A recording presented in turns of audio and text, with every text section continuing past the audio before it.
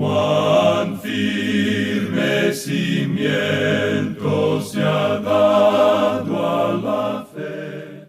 A través de la Biblia, un análisis de la Biblia libro por libro que le ayudará a crecer espiritualmente. Estos estudios fueron diseñados por el Dr. J. Vernon McGee. Acompáñenos en este fascinante recorrido a través de la Biblia. La palabra de Dios.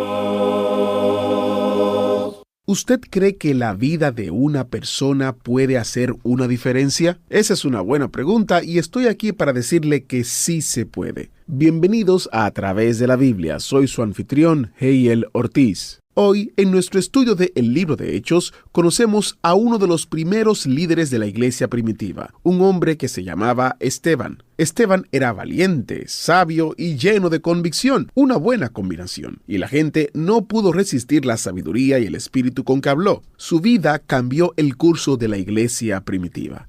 ¿Qué tal si oramos antes de comenzar? Porque este estudio está muy interesante. Padre eterno, nos encomendamos a ti en esta hora para estudiar tu palabra. Te pedimos que tú hables, cambies y transformes nuestras vidas a medida que aprendemos de ella. En el nombre de Jesús. Amén. Ahora iniciamos nuestro recorrido bíblico de hoy con las enseñanzas del Dr. McGee en la voz de nuestro hermano Samuel Montoya. Continuamos hoy estudiando el capítulo 5 de los Hechos de los Apóstoles. Y en nuestro programa anterior vimos cómo los apóstoles habían sido arrestados por segunda vez y puestos en la cárcel, pero que un ángel del Señor, no el ángel del Señor, sino un ángel del Señor, los había sacado de la cárcel y les había dicho que fueran al templo y anunciaran al pueblo todas las palabras de esta vida, lo cual ellos, obedientes, hicieron. Y al otro día, cuando el sumo sacerdote y los que estaban con él se reunieron en concilio y enviaron a los alguaciles a que trajeran a los apóstoles de la cárcel, fueron, pero no los encontraron en la cárcel. Y entonces volvieron y dieron aviso diciendo que habían encontrado la cárcel ciertamente cerrada con toda seguridad y los guardas afuera de pie ante las puertas, pero que cuando habían abierto no habían encontrado a nadie adentro. Y dijimos que eso mismo había ocurrido en la resurrección de Jesucristo. La piedra no fue corrida para que el Señor Jesús saliera. Él ya había salido cuando se corrió la piedra que tapaba la entrada de la tumba. La piedra se corrió para dejar entrar a aquellos que estaban afuera, como ocurrió aquí en esta ocasión con los apóstoles. Continuemos hoy leyendo los versículos 24 al 26 de este capítulo 5 de los Hechos. Cuando oyeron estas palabras, el sumo sacerdote y el jefe de la guardia del templo y los principales sacerdotes dudaban en qué vendría a parar aquello. Pero viniendo uno, les dio esta noticia: He aquí los varones que pusisteis en la cárcel están en el templo y enseñan al pueblo. Entonces fue el jefe de la guardia con los alguaciles y los trajo sin violencia, porque temían ser apedreados por el pueblo. Ahora estaban escuchando lo que ellos tenían que decir. Continuemos con los versículos 27 y 28. Cuando los trajeron, los presentaron en el concilio, y el sumo sacerdote les preguntó, diciendo: ¿No os mandamos estrictamente que no enseñaseis en ese nombre? Y ahora habéis llenado a Jerusalén de vuestra doctrina, y queréis echar sobre nosotros la sangre de ese hombre. Habéis llenado a Jerusalén de vuestra doctrina, dicen ellos.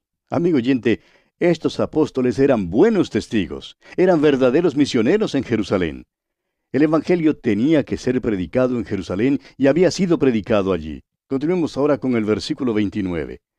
Respondiendo Pedro y los apóstoles, dijeron: Es necesario obedecer a Dios antes que a los hombres.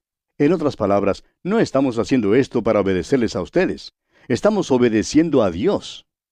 Ahora el versículo 30 de este capítulo 5 dice: El Dios de nuestros padres levantó a Jesús, a quien vosotros matasteis colgándole en un madero. Permítanos recalcar, amigo oyente, que Él, es decir, el Señor Jesús, fue colgado en un madero. No podemos entrar en detalles ahora, pero sí podemos decir que la cruz nunca se llamó una cruz, como lo pensamos en el día de hoy, una vara vertical atravesada por otra horizontal. Era solo un madero clavado en la tierra. Y esa es la palabra para esto aquí. Ahora el versículo 31 dice: A este Dios ha exaltado con su diestra por príncipe y salvador, para dar a Israel arrepentimiento y perdón de pecados. Y continuó Pedro diciéndoles cómo ellos habían sido testigos de estas cosas, y también el Espíritu Santo, el cual ha dado Dios a los que le obedecen. Y esas autoridades entonces, oyendo esta exposición de Pedro, se enfurecieron, se llenaron de ira y querían matarlos. Y observe usted lo que ocurre aquí en el versículo 34 de Hechos capítulo 5. Entonces, levantándose en el concilio un fariseo llamado Gamaliel, doctor de la ley, venerado de todo el pueblo, mandó que sacasen fuera por un momento a los apóstoles. Gamaliel hizo salir a los apóstoles y dijo: quisiera ahora hablar al Sanedrín. Gamaliel, a propósito, fue el maestro del apóstol Pablo. Era un hombre sobresaliente y muy respetado. Y les dijo aquí en los versículos 35 al 37, y luego dijo: varones israelitas, mirad por vosotros lo que vais a hacer respecto a estos hombres. Porque antes de estos días se levantó Teudas, diciendo que era alguien. A éste se unió un número como de 400 hombres, pero él fue muerto, y todos los que le obedecían fueron dispersados y reducidos a nada. Después de éste se levantó Judas el Galileo, en los días del censo, y llevó en pos de sí a mucho pueblo.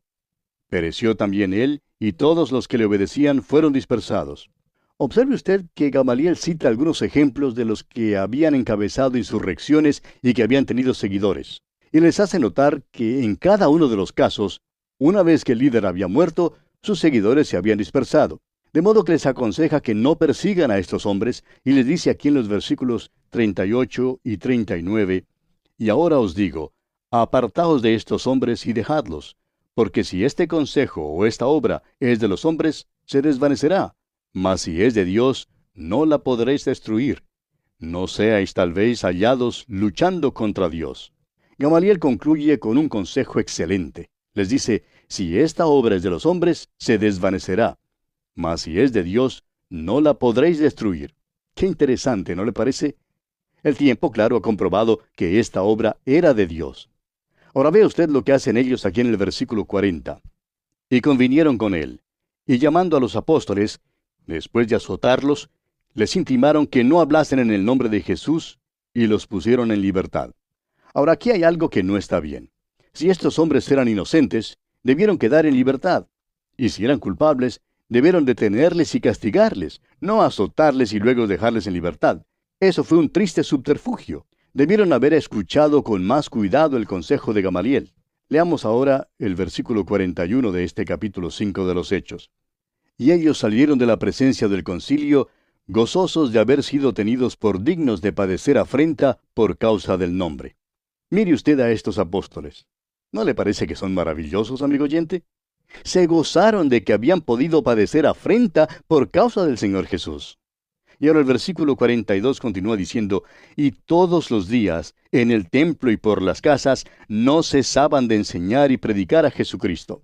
¿Sabe usted, amigo oyente, qué es el Evangelio? El Evangelio es una persona, es el Señor Jesucristo. ¿Cuán importante es tenerle hoy, amigo oyente? ¿Le conoce usted como su Salvador personal? No hay punto intermedio, amigo oyente. O bien confíe en Él, o bien no confíe en Él. O bien Él es su Salvador personal, o de otra manera, usted no tiene Salvador alguno. Ese es el mensaje central, y los apóstoles no cesaban de enseñar y predicar a Jesucristo. Y bien, así concluimos el capítulo 5 de los Hechos de los Apóstoles. Pasamos ahora al capítulo 6. En este capítulo 6 tenemos el nombramiento de los 7 diáconos y el testimonio del diácono Esteban. Vemos ahora otro resultado de la defección que había en la iglesia. Primero vimos la defección en el caso de Ananías y Zafira. Eran creyentes salvos, pero no podían quedarse en la iglesia primitiva mientras albergaban aquella mentira en sus vidas. Debido a que hubo defección en la iglesia, hubo necesidad de tener oficiales. Este fue el resultado del estado de crisis en la iglesia. La crisis condujo a la elección de 7 diáconos. Ahora el capítulo continúa con el relato de Esteban, uno de estos diáconos, y cuenta cómo es arrestado y juzgado por medio de falso testimonio y evidencia manufacturada. Leamos el primer versículo de este capítulo 6 de Hechos. En aquellos días, como creciera el número de los discípulos, hubo murmuración de los griegos contra los hebreos, de que las viudas de aquellos eran desentendidas en la distribución diaria. Necesitamos reconocer que esto tuvo lugar temprano en la historia de la iglesia. Habían estado procurando vivir de una manera comunal y realmente tuvieron buen éxito, pero solo por un tiempo corto. Luego la carnalidad entró en la iglesia. Vimos cómo Ananías y Zafira falsificaron su situación financiera y mintieron. Ahora hallamos que hay una murmuración de los griegos contra los hebreos. Ahora debemos tener en cuenta que esta no es una descripción de un choque racial. Esta no es una demostración de antisemitismo. La palabra griegos aquí significa helenistas, es decir, los judíos de habla griega. Vivían fuera de Palestina y disponían en Jerusalén de sinagogas particulares en las cuales se leía la Biblia en griego. Los hebreos eran los que todavía seguían la ley mosaica, leyendo la Biblia en hebreo en las sinagogas. Pues bien, ocurrió que se formó una disensión entre estos dos bandos. Se ha calculado que el número de la iglesia en aquel entonces pudo haber llegado a los 25,000. Necesitamos notar aquí que aquella iglesia primitiva no era perfecta. Oímos decir a los hermanos a veces que necesitamos volver a la iglesia primitiva. La iglesia primitiva estaba consciente de poder y hoy en día nosotros solo estamos conscientes de problemas. Pero amigo oyente, eso es solamente una parte de la verdad. La iglesia primitiva sí tenía poder, como ya lo hemos dicho. Pero no digamos que la iglesia primitiva no tenía sus problemas. Es posible que nosotros estemos conscientes de nuestros problemas hoy en día, pero ellos también tenían sus problemas. El alto nivel al cual el Espíritu había elevado a la iglesia fue interrumpido por la intrusión de una división y confusión satánica. La repartición equitativa de los bienes materiales, cosa que primero caracterizó a la iglesia, se dio ante el egoísmo de la vieja naturaleza, es decir, entró la carnalidad. Y los griegos, evidentemente un grupo disidente, se sentían desatendidos y demandaron que sus viudas recibieran igual consideración que las hebreas. Esta forma comunal de vivir no resultó tan bien como les hubiera gustado. Y así por último, sus quejas llegaron hasta los oídos de los mismos apóstoles. Ahora el versículo 2 de este capítulo 6 de los Hechos dice: Entonces los 12 convocaron a la multitud de los discípulos y dijeron: No es justo que nosotros dejemos la palabra de Dios para servir a las mesas. Los apóstoles creían que no debían desistir del estudio de la palabra de Dios. Creían que era muy importante seguir en esos estudios. Sabían que si desistían de su estudio de la palabra de Dios para servir a las mesas, eso sería su ruina. Ellos debían pasar tiempo en la oración y en el estudio de la palabra de Dios. Y es importante, amigo oyente, que toda iglesia reconozca esto hoy en día. El pastor debe tener tiempo para estudiar la palabra de Dios y debe tener tiempo para orar. Lamentablemente, la iglesia ordinaria de hoy en día busca a un pastor que sea organizador, promotor y un administrador. Y eso es una lástima porque el resultado es que la iglesia sufre. Ahora leamos los versículos 3 y 4 de este capítulo 6 de los Hechos. Buscad, pues, hermanos de entre vosotros, a 7 varones de buen testimonio, llenos del Espíritu Santo y de sabiduría, a quienes encarguemos de este trabajo. Y nosotros persistiremos en la oración y en el ministerio de la palabra. Los apóstoles les mandaron a buscar entre ellos a 7 hombres. Los diáconos debían ser elegidos por la iglesia. Tuvieron que ser nombrados debido a la crisis que se había presentado. Los apóstoles creían que era importante que ellos no se encargaran de este detalle para poder así dedicarse más a la oración y al ministerio de la palabra de Dios. Ahora fíjese usted en los requisitos de estos 7 hombres que, como veremos, van a asumir el cargo de la distribución diaria. Y tememos que estos requisitos sean olvidados en la iglesia ordinaria de hoy en día, cuando los diáconos son elegidos. Permítanos decirle, amigo oyente, que el cargo de diácono requiere espiritualidad, sabiduría y oración. Estos hombres tenían que ser hombres de buen testimonio. Su testimonio tenía que ser indisputable. En realidad, es una cosa trágica que una iglesia tenga un diácono cuyo testimonio es cuestionable, tanto así que los hermanos no puedan confiar en él. Tal hombre no debe servir como diácono. Estos hombres, pues, debían ser llenos del Espíritu Santo. No debían ser llenos de vino, sino llenos del Espíritu Santo, como dice el apóstol Pablo en su carta a los Efesios, capítulo 5, versículo 18. Además, debían ser hombres llenos de sabiduría. Debían ser espirituales y capaces de hacer una aplicación de la verdad espiritual. Eso era de suma importancia. Es que el hecho de que asumieran el cargo de la distribución diaria propende a darles una vista desproporcionada de las cosas. Por tanto, es de mayor importancia aún que los diáconos sean hombres que ven las cosas desde un punto de vista espiritual. Se nos da ahora una descripción de uno de esos diáconos, Esteban. El versículo 10 nos dice que no les fue posible resistir la sabiduría y el espíritu con que hablaba. Tenía una verdadera convicción, era un hombre lleno de fe. No solo tenía la fe salvadora, sino que también poseía la fe que sirve, una fe que testifica. No era la cantidad de su fe, sino el objeto de su fe lo que era importante. Nos enteramos, según el versículo 8, que Esteban era lleno de poder. Estas, amigo oyente, constituyen las cualidades más importantes de hombres que son elegidos como diáconos. Continuemos ahora con el versículo 4 de este capítulo 6 de los Hechos. Y nosotros persistiremos en la oración y en el ministerio de la palabra. Ese era el deber de los apóstoles. Ahora los versículos 5 y 6 dicen, agradó la propuesta a toda la multitud, y eligieron a Esteban, varón lleno de fe y del Espíritu Santo, a Felipe, a Prócoro, a Nicanor, a Timón, a Parmenas, y a Nicolás, prosélito de Antioquía, a los cuales presentaron ante los apóstoles, quienes orando les impusieron las manos. No podemos decirle más en cuanto a los últimos 5 hombres que se mencionan aquí, ya que no son mencionados más en la Biblia. En cambio, veremos que los primeros 2, Esteban y Felipe, serán mencionados nuevamente al seguir nuestro estudio del libro de los Hechos. Todos estos fueron hombres sobresalientes en la iglesia primitiva. Fueron hombres que sirvieron como diáconos en la iglesia primitiva y según los requisitos que ya vimos para tal oficio, sabemos que eran hombres espirituales. Ahora, amigo oyente, a veces parece que se le da un aspecto muy ceremonial y misterioso y aún casi mágico a esto de la imposición de manos. Muchos creen que produce algún poder espiritual. Creen que la imposición de manos comunica algo a la persona. Amigo oyente, lo único que usted puede comunicar a otra persona mediante la imposición de las manos son los microbios. Sí, puede pasarlos a otro, pero no le es posible pasar ninguna clase de poder. ¿Qué significa entonces la imposición de manos? Hablamos de esto cuando estudiamos el libro de Levítico y los sacrificios. El pecador ponía su mano sobre la cabeza del animal que era ofrecido y confesaba sus pecados. Eso quería decir que el animal que iba a ser ofrecido tomaba el lugar del pecador. La ofrenda era identificada y llegaba a ser una con el pecador. Cuando los apóstoles pusieron sus manos en las cabezas de los diáconos, eso quería decir que ahora los diáconos iban a ser sus compañeros. Se identificarían con ellos totalmente en este servicio al pueblo.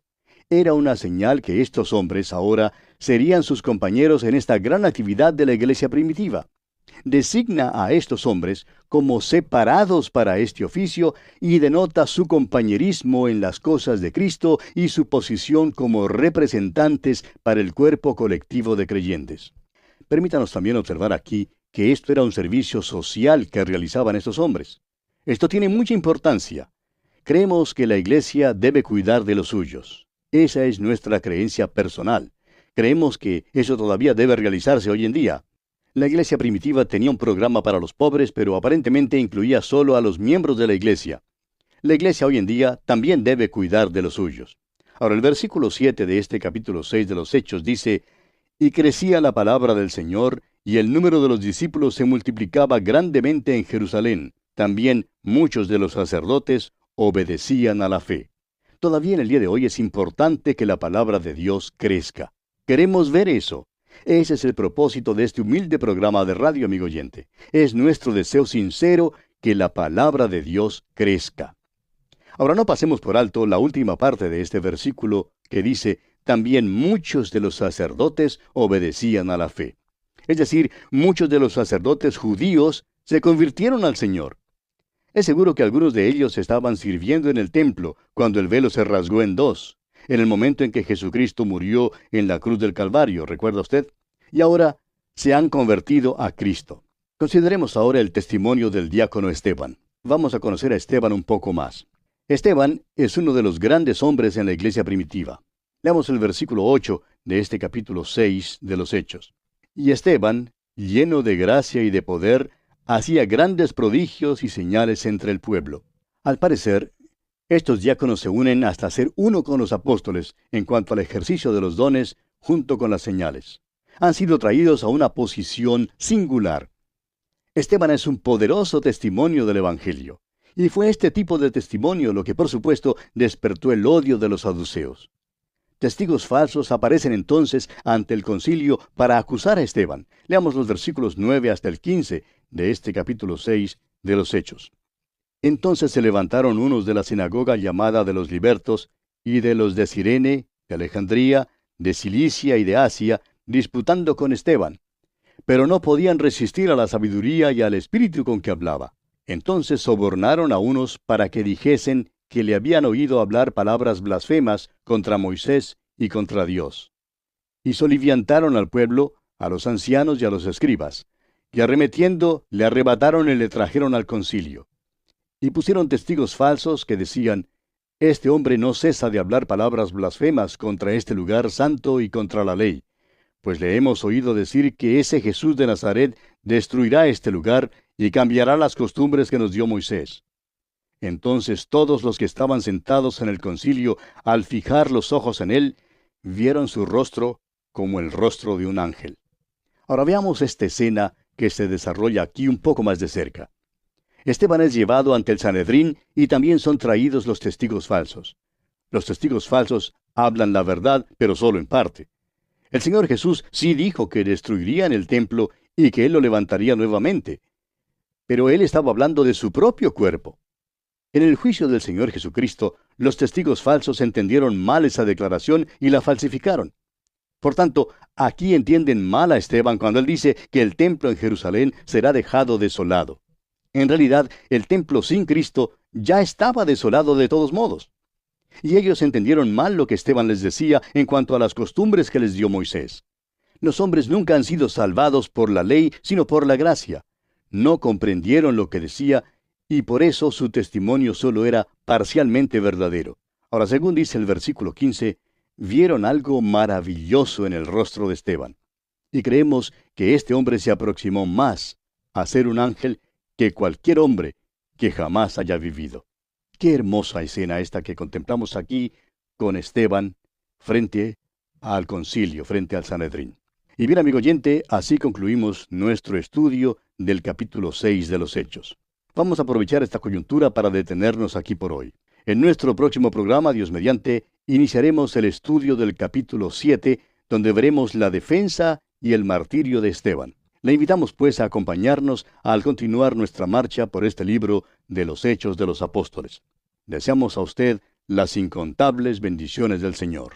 Gracias al maestro Samuel Montoya, gracias por ser ese instrumento que nos guía a través de cada estudio de la palabra. Nosotros nos dedicamos al estudio de toda la palabra de Dios y nos agrada mucho saber que usted nos acompaña. Existen muchas maneras de escuchar el programa: en línea, en nuestro sitio web a través de labiblia.org, en nuestra aplicación, en Spotify, en Apple Podcasts, etc. Para más detalles visite a través de labiblia.org/escuchar. Soy Geiel Ortiz y si Dios lo permite estaré aquí en una próxima entrega de su programa A Través de la Biblia. ¿Fue de ayuda para usted el estudio de hoy? ¿Desea enviarnos algún comentario de lo que ha estado escuchando? Entonces escríbanos, no espere más. Nuestro correo electrónico es atv@transmundial.org. atv@transmundial.org. Si desea recibir las notas y bosquejos de lo que estamos estudiando, suscríbase gratis en nuestra página en internet a través de la Biblia.org/notas. A través de la Biblia.org/notas. También puede escribirnos a través de la Biblia, apartado 2805, Miami, Florida 33265, Estados Unidos. A través de la Biblia, apartado 2805, Miami, Florida 33265, Estados Unidos. Esta fue una producción Transmundial. Todo lo pagó Cristo, quien por mí libremente derramó su sangre carmesí.